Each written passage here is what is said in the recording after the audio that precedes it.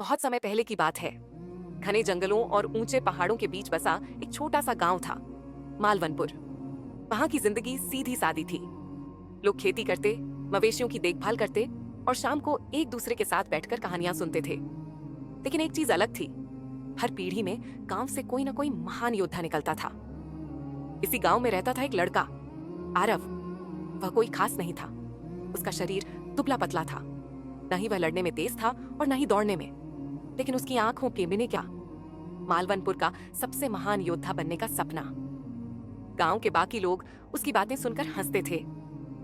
अरे ये लाठी भी ठीक से नहीं पकड़ सकता और बनना चाहता है योद्धा, तेरे जैसे को तो हवा भी उड़ा ले जाए। एक दिन जब वह तलवार का अभ्यास कर रहा था तो एक बूढ़ा व्यक्ति पेड़ के पीछे से निकलकर बोला, क्या तुम सच में योद्धा बनना चाहते हो? आरव ने हैरानी से देखा। उस बूढ़े व्यक्ति की आंखों में गहराई थी, जैसे उसने सैकड़ों लड़ाइयां देखी हों। जी हाँ, आरव बोला, अगर तुम मेरी बात मानो तो मैं तुम्हें कुछ सिखा सकता हूँ। आरव ने सिर झुका लिया। मैं तैयार हूँ। इसके बाद कई हफ्तों तक वह बूढ़ा योद्धा उसे सिखाता रहा। धैर्य, ध्यान, चालाकी और सबसे जरूरी दया।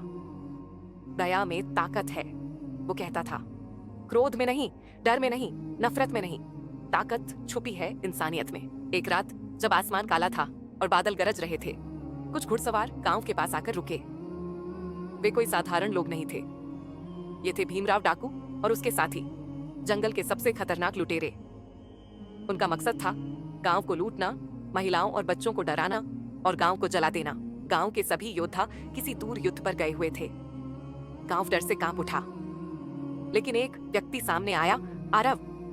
उसने अपनी लकड़ी की तलवार उठाई और पंचायत से कहा, अगर आज हम डर गए तो कल ये डाकू फिर आएंगे। हमें उनका सामना करना होगा। आरव चुपचाप गांव के बच्चों और बुजुर्गों को सुरक्षित जगह पहुंचाने लगा।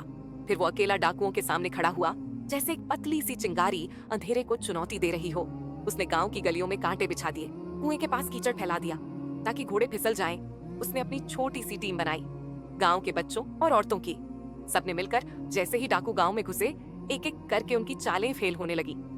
घोड़े गिरने लगे, आदमी फिसलने लगे और ऊपर से बारिश में फंसे हुए डाकू डरने लगे। आरव अपने बनाए पुतलों की तरह ही असली दुश्मनों को हराने लगा। उसने पेड़ों के पीछे छुपकर हमला किया और फिर तेजी से भाग गया। वो डाकुओं को इतना थका चुका था कि उनके पास हिम्मत ही नहीं बची। जब सूरज उग रहा था, डाकू पीछे हट चुके थे। भीमराव डाकू को खुद भागना पड़ा। गांव वालों ने देखा कि एक अकेला लड़का, जिसकी सब हंसी उड़ाते थे, आज गांव का रक्षक बन गया था।